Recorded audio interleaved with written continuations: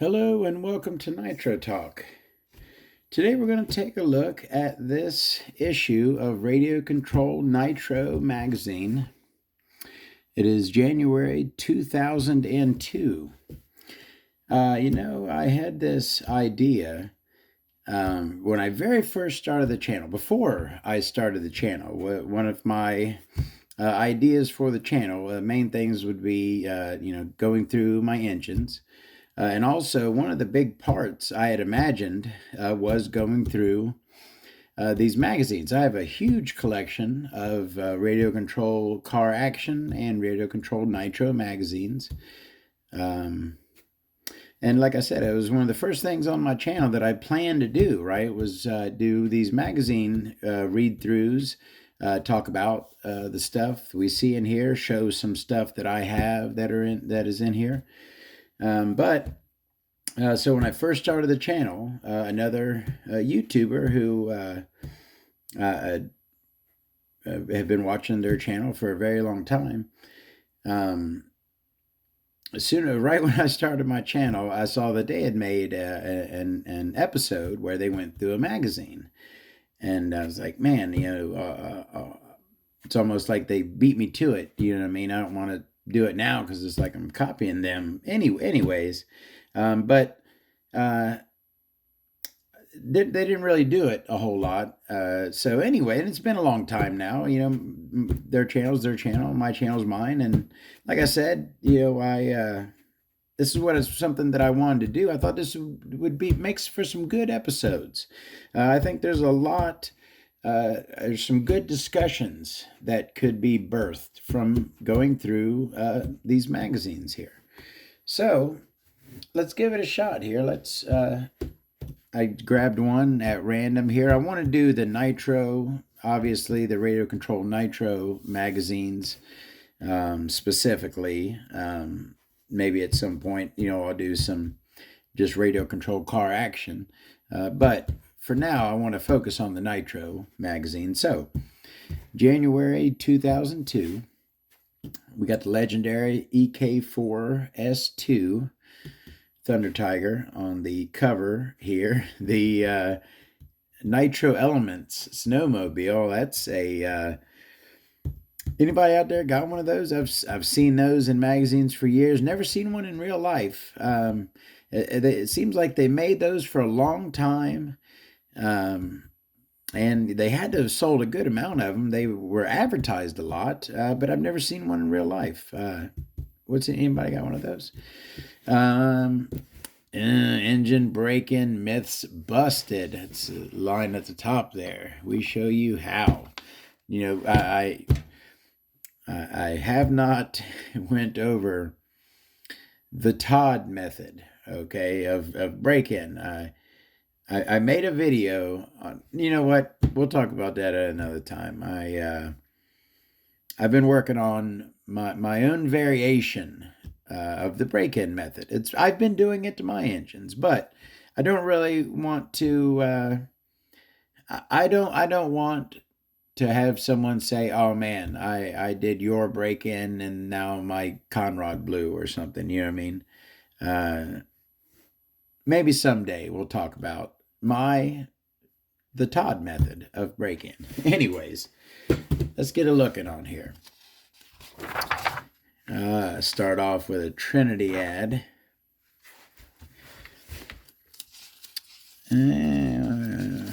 What do we got there? Nitro RC cleaner.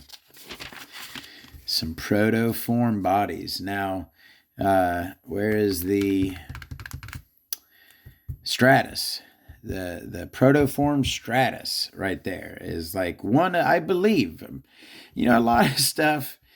I'm not 100% positive on this, but I thought I read this somewhere. Don't ever take anything I say as double check it. Anyways, isn't the Dodge Stratus the winningest 10 scale touring car body of all time? I am pretty sure that is the case. The Dodge Stratus touring car body is a legend. Ooh, got an XTM ad here. Electric car up there.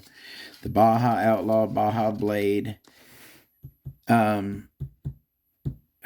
Is one of I think I have one of the cars that I did. Is it? I think I know it's actually. I think it's the Duratrax, but it has those body mounts look very similar. Plenty of OFNA ads. You're always going to see lots of OFNA ads. You know, I'm sure if anyone out there who has a collection of these magazines or looks at these old magazines, I have magazines with literally like 30-page Traxxas ads in them. Like literally there's a Traxxas ad that thick inside some of my RC car action magazines. I have a couple of these sets. I think I just showed that pink one there the other day. Got one of those radios. I think I'm missing the battery cover on the bottom there. Oh, now I've always wanted one of these LD engines. OS made this lay down engine. They made it in a 12 and a 15. They're very collectible. New in the box ones. And that's another thing I want to bring up and talk about is, you know what? I know which video I'm going to do that in, so save that. The collectability and value of some of this stuff. I'm going to be doing a video soon on a particular engine, which I see certainly, all of my engines I see as an investment. But this one above all, I think it's an engine that's going to be very valuable in the future. But anyways, we'll talk about then. The the OS LD engines, very nice. Would love to have some of those in my collection. Those are they're up in value now, and I think they're only going to go up more. Beautiful chassis, the TGR. That is like a Super 10, right? That's an 8 scale. It's an 8 scale chassis. It kind of, I believe this kind of competes with the Kyosho Super 10. Competed. These right here, that's the thing I love about these magazines. The golden era for the magazines, the 90s and early 2000s, that's the golden era for Nitro. So that's why I love looking at these magazines, because like you look in here and so many people are making Nitro stuff. Nowadays there's so many less. But back in these days, tons of companies were doing Nitro stuff. That's why I have a collection of these magazines. I look at them all the time. I have a magazine stand right next to my couch. I am always looking at these magazines. Now that was okay when I thought about doing this magazine thing. The thought was go through the magazine, right? See stuff that I had one of, right? Pull said item out to discuss it when discussing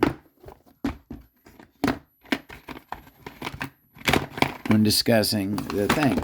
Now this the sticker's gone, but this is this receiver right here, this Novak Extra.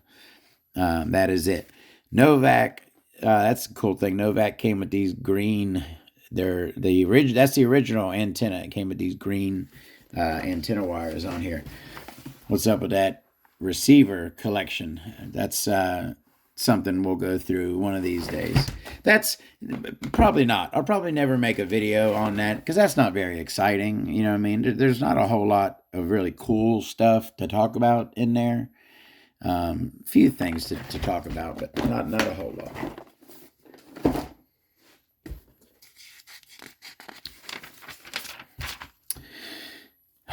The T-Max, the old school body. These are some of the early bodies. This is a Pro 15. Yeah, this is a Pro 15 T-Max. It's early. The Thunderquake. The Torque 21. What was that? Is that the one? Yeah, the Toro. I always, you can, when you look at the engine itself, it looks like a O to me, Toro. I call that the Toro 21 because it's hard to see the Q on the engine. Inferno. Now, I never had an Inferno buggy prior to the MP9. Everyone now, Stratus. What I tell you, Stratus touring car body. Anyone who has been doing nitro for a long time and has, had, I did have my touring car phase. Okay, I got plenty of touring cars now, but I did have my touring car phase, and I tell you what, and this is pretty widely, I think this is pretty widely accepted amongst the major RTR 10 scale touring cars. Okay, your HPI RS4. Traxxas 4Tech, Associated Nitro TC3. It's pretty widely accepted that the best, the most raceable of those chassis is the TC3. And I certainly agree with that. I'm with that all day. I think you can make a TC3 turn faster laps than an RS4 very, very easily, in my opinion. Readers Rides. The Readers Rides section, never, it's not something I usually stop and take a look at. Maybe if I see something cool. Now, I like the question section. That's something I didn't bring up and talk about the other day. I don't know why, okay? I don't do the paper trick. The old paper trick for setting your mesh, I don't do it. I don't know if I've ever done it. I've known about it for years. It's the old, right? The old paper trick, a strip of paper in between your gears to set your mesh. It's been in tips sections of magazines for years. I've just never done it. I set my mesh the way, and that's something that has came up in the comments once or twice. People have their own different ways of doing things. I'm sure you're certain there's arguments that can be made that different ways are better than others, certainly, when on different things. But, crap, if it's certainly something like, I'm setting the mesh on my vehicles and do it the way I like to. Now, my way does, I will find myself going back and forth, flip the car over, adjust it, flip it over, check the mesh, tick, tick, tick, tick, tick, and going back and forth. Maybe I will try with a strip of paper once and see if I like it. I don't know why I've never done it before. No clue. Just have not done the paper. I'm rambling on that. All right, stumped on starting. Brake free. Sidewinder fuel. Is it the worst fuel? If you read forums, people will say Sidewinder is the worst fuel. I can tell you the fuels I like. Okay, I like O'Donnell fuel, which is no more. I liked Torco fuel. I used Torco fuel for a while. I'm not sure if that's sold anymore or not. I dig the Bones Brew. I like the fact that it comes in quarts, 4 quarts instead of a gallon, and it's a good price. And I like the VP in the can. That's what I'm running now because that's what they got. They just started carrying it, but for right now they carry the VP in the can in my local hobby shop. But people will crap all over Sidewinder all day. Glitch problems, some Traxxas upgrades, Robinson Racing products upgrades. Now they call it, you remember if anyone watched my RC gimmicks video, right? I call them fan blade or, fan flywheels. This says vented flywheels, right? So are you telling me that those are there to cool? Ah, you know what? Hold on a second. I can be an idiot sometimes. I'm like, what the heck would you need to cool the flywheel for? Well, the clutch is on the flywheel. I'm sure that a lot of heat from the clutch bell bearings, all of that, it's all connected to each other. I'm sure that losing heat from the flywheel will cool your clutch. It makes sense if I think about it. Never really thought about it, but I could make it make sense. Anyways, let's keep it moving. Pinion gears. We don't need no stinking pinion gears. Another OFNA ad with a Force engine, not the Hyper. Ahmad Grumman, the old Yank Eliminator makers. You know, I'm not sure if I've ever seen any of their parts. I mean, I probably have and just didn't know it. But, you know, I see energy parts all the time, hardcore racing. You know, a lot of those old companies that made hop-up parts, you know, I see theirs. I mean, they mark their chassis. I've never seen one of those. Anyways, now this ad here is one. This is in a lot of these magazines, right? You'll see this 2-page ad in a lot of magazines. This SBK, Novorossi SBK, was one of the first engines that I did on my channel with the boost chamber. I also showed it when I did the RC, the Nitro Gimmicks video. We talked about the boost bottle. I also showed that engine. It's cool to me to look in a magazine and see something that I can hold in my hand. You know what I mean? It's like my engine's a star. You know what I mean? It's in the magazine. New for 2002. Let's see what is brand new for 2002. All right. We've got the legendary Phantoms. I've told this story before. I've owned a ton of T-Maxes, right? I used to buy, sell, trade. I've moved a lot of T-Maxes. The most fun I ever had with a T-Max, right? The rippinest T-Max I ever had this FR15 engine in it. It would wheelie on demand, screaming top end, just a pleasure to drive. That thing was.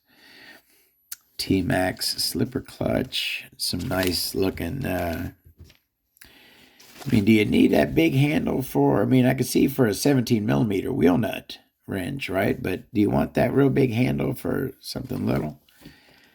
Omega 21s. Just speaking with someone in the comments today about Omega engines. And if you're watching, I don't believe, I'm not certain here, but I do not believe that any Hyper series OFNA ever came stock with an Omega engine in it. I'm not positive on that, but I do not believe so. Kyosho Mega Force there. Another Thunderquake. Hudi socket drivers. I love me some Hudi tools, of course. Who doesn't? Big 5th scale, or 5th or quarter. Yeah, 5th. The old Bowlink Legends, you know, Nitro Legends. You don't see a lot of those. Mostly, there's actually a local racing league here near me where they still to this day race the Bowlink Legends electric. Very, very popular, very easy for kids to get into racing in the Legends class. You should support it. The HPI 12 RSS. That's one that I have yet to do my video on. I should actually be doing that here shortly.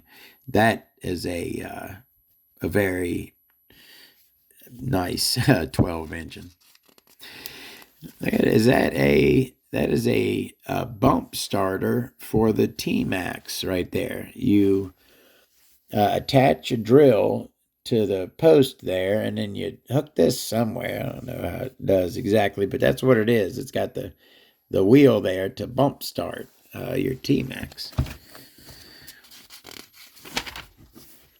Still some new.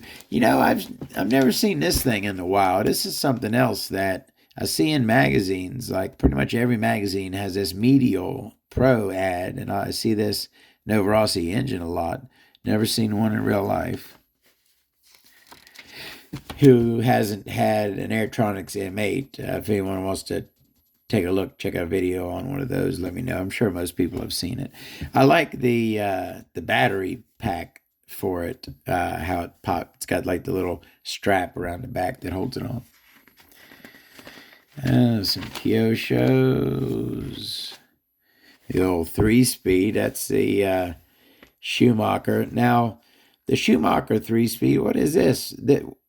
Every Schumacher 3-speed that I've seen had white gears, right? Am I tripping?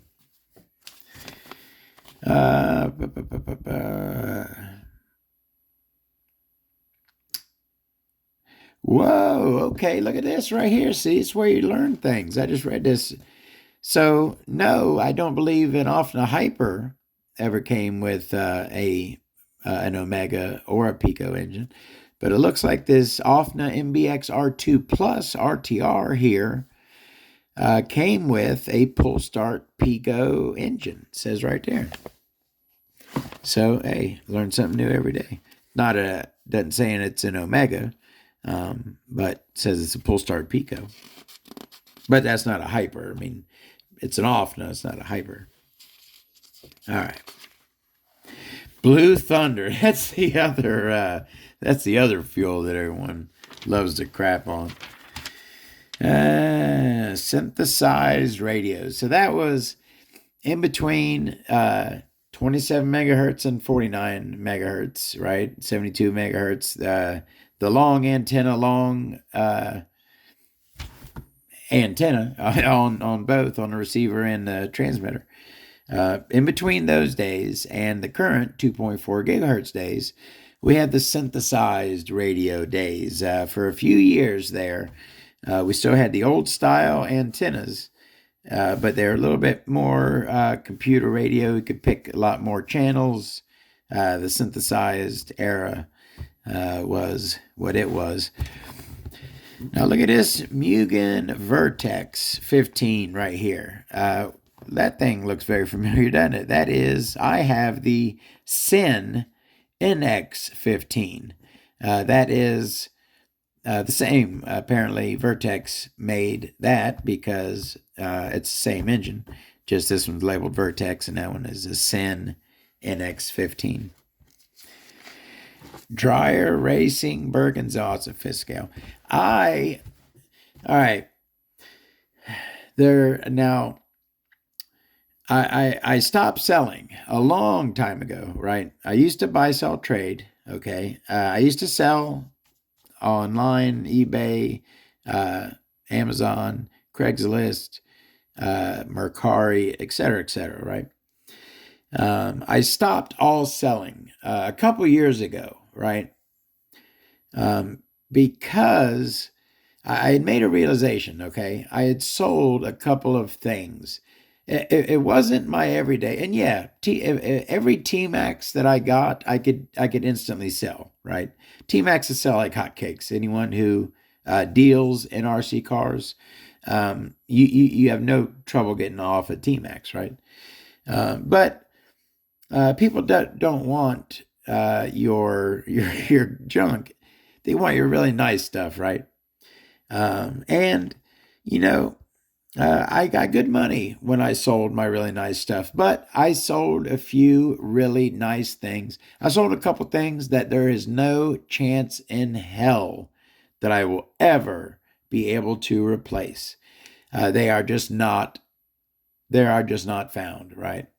So because of that, the stuff that I have left, right, I do not sell anything anymore. That's one rule that I made that I'm sticking to. I collect. I do not sell. Speaking of, one of the things that I sold that I wish I had. This isn't something super duper rare, but pretty cool. It's a fun factor. If you know the Sin fun factor.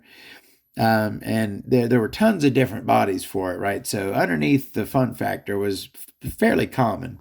But this was one of the rarer body sets for it. I had it brand new in the box with this body on it. And it was super cool. It was something I wish, I certainly value it today much higher than I sold it for a few years back. All of this, that's another thing about collecting. All of this Nitro stuff is going up. In the past 5 years, all of this old Nitro stuff is just on a steady climb. It is not going down. All right, let's try to keep it moving here. I have a couple of these Powerline parts new in package. The Blue Blazer. I always wanted one of those just because it's cool. Blue radio with the white steering wheel. That's cool. SVM Chrono. The GS Sonic. This 21R01. I've had a few, got a couple GS B01 engines. Those are the ones that came in the GS Storm. Never came across one of these 21R01 GS engines. The GS engines are made by SH. Ooh, the Wasp. Legendary small blocks. The Wasps are very, very nice. Storm Pro, there's an Omega for you. It didn't come in there stock. This is I believe it's a kit version buggy. Boom, there's that Art Attack. Now one, Art Attack. I just now, after knowing about this thing for 10 years, just now put the link to Heart Attack. One thing that I had noticed about this, seeing in magazines, is I didn't know how big it was. For a while, I had saw it and I kind of pictured it in my head. But then when you look at a picture like this one, where you kind of see, all this is inside of it, right? There's two servos laid out, lengthwise. And they got room around in there. There's engine and pipe. Everything's all enclosed within the body. It's got to be pretty good size. It's got to be like that wide. Yeah, good that wide. And, it's got to be pretty darn good size. What kind of pipe is that? You know what kind of pipe that is? What kind of pipe is that? That's another, the other day when I was getting my clutch parts together to do my clutch collection video, I just so happened to get together a couple more things. Now, I don't know why I gathered all these together. I don't know if I'm going to do a connecting rod collection video, but these are all new in package connecting rods. And then I also put together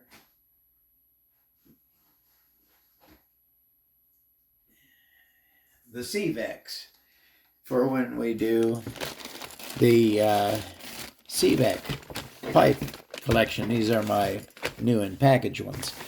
But check this out. This isn't really nitro, although this, I guess technically you could find a way to use it for nitro. This isn't this is for a fifth scale. That's for that, like one of those Bergenzonis or whatever we just looked at. This pipe is That's a regular 10th scale pipe size. That's a regular 8th scale pipe size. That's like a 5th scale pipe. That's for, I've actually heard of people putting these on GoPeds and stuff like that. Really cool pipe, though. We'll talk about all that when we go through the CVEC collection. Still plenty of collection videos to go through. I get, generally speaking, I get a pretty good response to all the videos making. I really appreciate that, y'all who watch my videos. I really, really appreciate the positive feedback. Thank you very much. I got one of these Nitro Rushes in a bag. I got one, tore it apart. I don't remember why. This is a few years ago. Tore it apart for some reason and put it in a bag, and I know exactly where it is. It's all still right in that bag.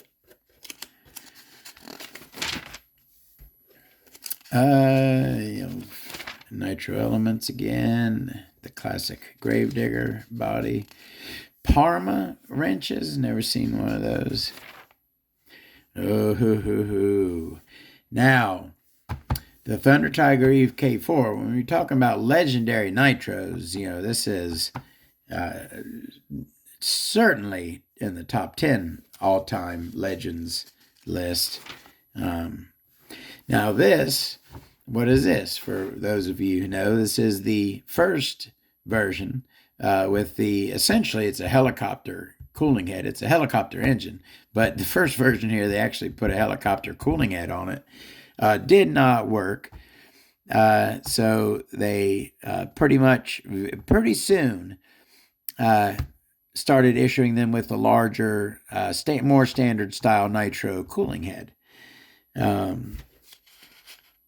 Has anyone, speaking of the EK4, has anyone heard of the EK4, what's it called? Unlimited conversion. I don't know if it was sold as a converted vehicle or if there was a conversion kit sold for it. It's super rare. I've only seen it in a magazine once or twice, but it was for the Thunder Tiger EK4 S2 unlimited conversion something. There's the old Nitro Razor XT. We did a video on mine. I got the one with the Porsche body on it. There's the OS Hyper, which are great, super cool engines. I don't have any of those OS Hypers. Wish I did. They are super nice, great engines. Very collectible, trust me. The old with the purple body, very nice. See, piston ring on the 70. The Schumacher XTR 3-speed. Another ad for the Art Attack. Super 10 Kyosho FW04. These look at his. How funky of a manifold is that? Look at that manifold. Comes off, it's a side exhaust, right? Comes 2 screws down to that thing. I mean, it's hard to get a good look at it, but weird. I've always thought that manifold there was just weird. Oh, there's a better view of it right there.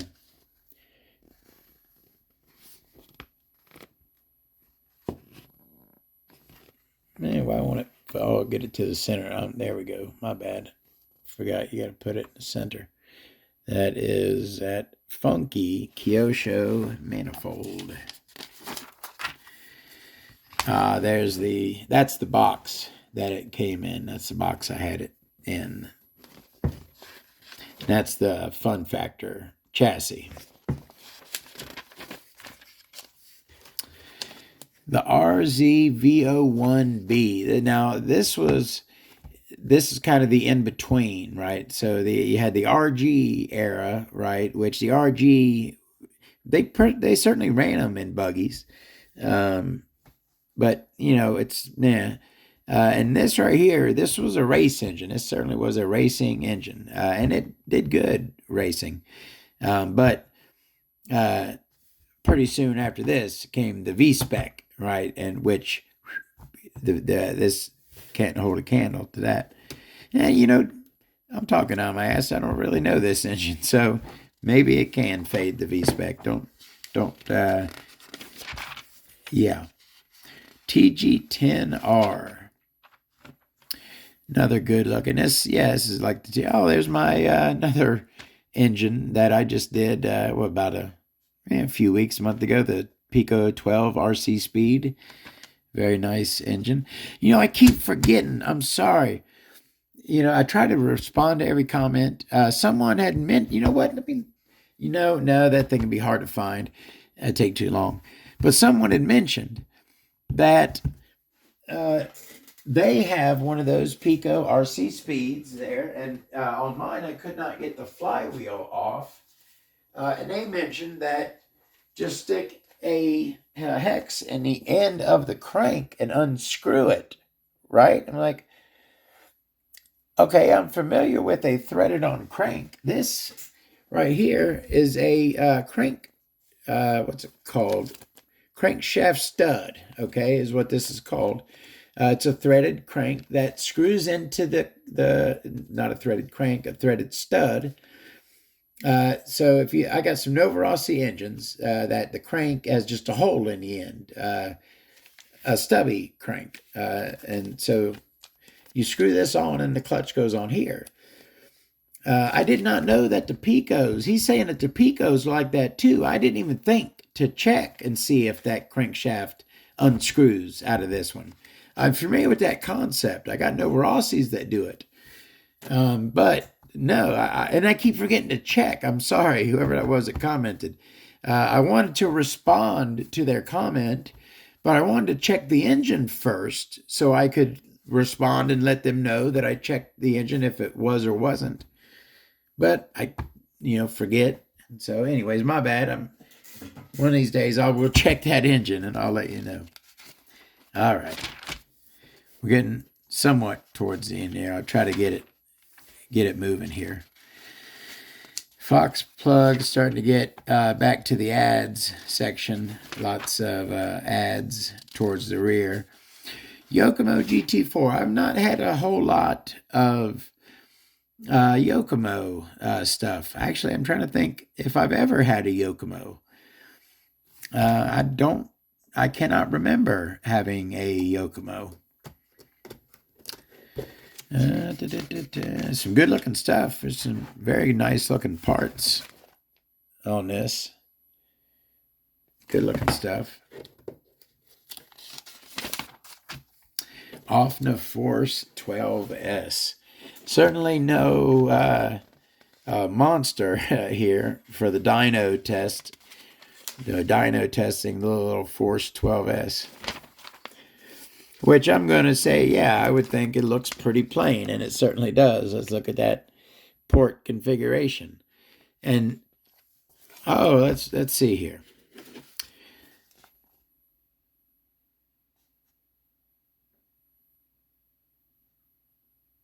Oh, okay. For a second, I'm like, front and rear. What the heck? Do I got it all wrong? Front and rear because it's a side exhaust engine and it's sitting sideways. So that's why yes. So just to be clear, it is, and before I say something, if I'm not sure, I try to look it up and verify before I say something. When I was talking about the ports, which port is the boost, the intake, and the Schnurley ports, right? I looked and verified that I knew what I was talking about. The Force 12S engine has a chrome-plated brass sleeve with two Schnurley transfer ports in the front and rear of the cylinder. Now, first I read that, I'm like, what? The exhaust is in the rear, right? The intake is in the front. Are those are the Schnurley ports? What? But no, it's the side exhaust engine. So the sleeve is sitting sideways. So the front and rear would be the two sides normally Those are the side ports. The ones not at the front or rear, those are your Schnurley ports. And it says right here, the boost port is opposite the exhaust. So they call the intake port the boost port, which you could call it either. That's both the intake or the boost port. Schnurley ports are on the side. I like saying Schnurley. What do we got here? About a half a horsepower. That's not bad for a 12. Not bad at all. 21 T-Max conversion kit guide. 5 big block conversion kits for T-Max.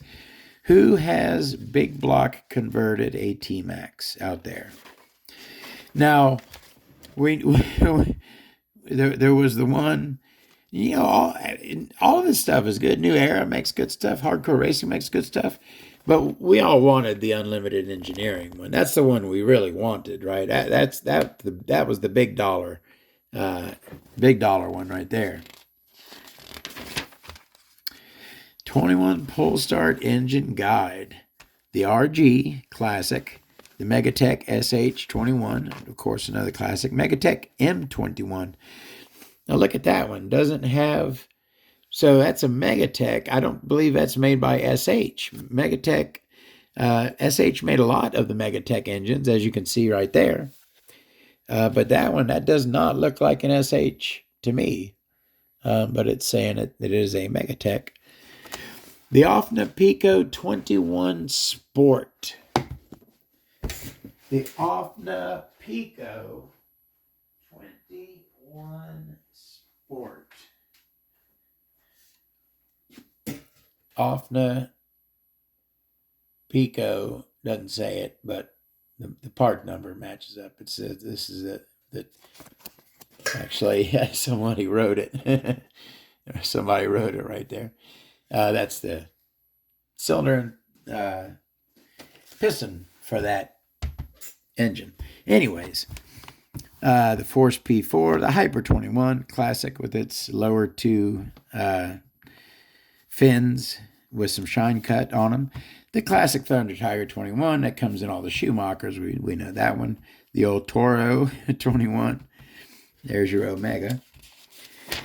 We're getting near the end here. Hope y'all enjoyed going through this with me. I really, oh man, now we're at the break-in section. Let's just touch up on a couple things here real quick. What did I want to show? Number one, there's that break-in bench. That's is that the Hootie one? Hootie. Mine is the RD Logics, but they look pretty much the exact same. What do I want to touch on here? Yes, this is what I want to touch on. Okay, let me read this for you real quick, please. Okay, and this is under the heading of ABC Break-In, the Inside Story. Okay, so that's the heading. We have paragraphs on fuel. And then the next paragraph here is on lubrication. Okay, and here's why I would like to read real quick. Lubrication. This is another controversial topic. If you use 14% oil by volume for normal running, keep it the same for break-in. Personally, I like a little castor oil mixed with the synthetic because it offers some protection against engine damage in the event that you run hot because of a lean needle valve setting. Overheated castor forms varnish that helps protect the piston. Of course, you must disassemble the engine occasionally to clean this varnish off. But it isn't difficult to do, and it's better than having to replace the piston/cylinder. Now, we're not going to talk about that now. I just spoke that out into the ether, right? In a future time, when we discuss the Todd method of break-in, we'll come back and we'll touch on that. I always like to look at and identify the engines that are shown in pictures where they're not showing the engine, right? They're showing someone heating an engine right here. They're not specifically showing this engine. But that is an SH, as we can see the S on from the SH. Looks actually very much like that one we just saw a second ago. Did that one have a red head on it? It doesn't look like the same head, but kind of similar. No, this is a much smaller head than that one anyways. All right. Prep your radio gear for nitro racing. Here's something. So I do, if I open up my radio box on my Hyper 7s, on both of them, I have a foam pad on the bottom of my receiver box where my LiPo battery sits. I actually don't have it under my receiver. My receiver is up in that little side section. But I have foam underneath my LiPo. Seal it with a hot poker. Seal up your servos. Nowadays, not most, but some servos certainly are water resistant, proof. I don't really know how they call it. Install a throttle return spring. We're hip to that. Look at that beautiful KO Propo FET servo right there. Those were some bad mofos back in the day. Deadband. Now that right there, that's a little bit much of a deadband for me. I don't like a deadband anywhere near that big. That's where you let off your throttle, right? You're at idle, where your transmitter is at idle, and you have a little bit of space. But so when you hit the throttle, you got to take up that little bit of space before you actually start pulling the throttle open. That's your deadband. Me, I like a very, very small deadband, about half the width of a credit card is what I say. I like mine. That right there looks like 2 credit cards. That's a real thick deadband. 9404 is a great servo. All of, Futaba does make great servos. Don't get me wrong. I feel they're expensive. All right, we're getting near the very end here. Got, has anyone ever had the Estes rockets? Anyone ever did that? I tried it a couple times when I was younger. I never really had a whole lot of fun with them. Yoko Mo, that's the end. Okay, so I hope you enjoyed that. We had a little bit of conversation, took a look at some stuff. Would it be more interesting if I went through? See, I kind of wanted to not go through and grab the stuff ahead of time so we could kind of, even though I guarantee I've read through this magazine 10 times, we could kind of go through it together, right? Or should I go through and get all the things that I have and kind of line them up so we can talk and show them, at the same time? Either way, hope you enjoyed that. Thank you very, very much for watching. We'll see you next time with more Nitro.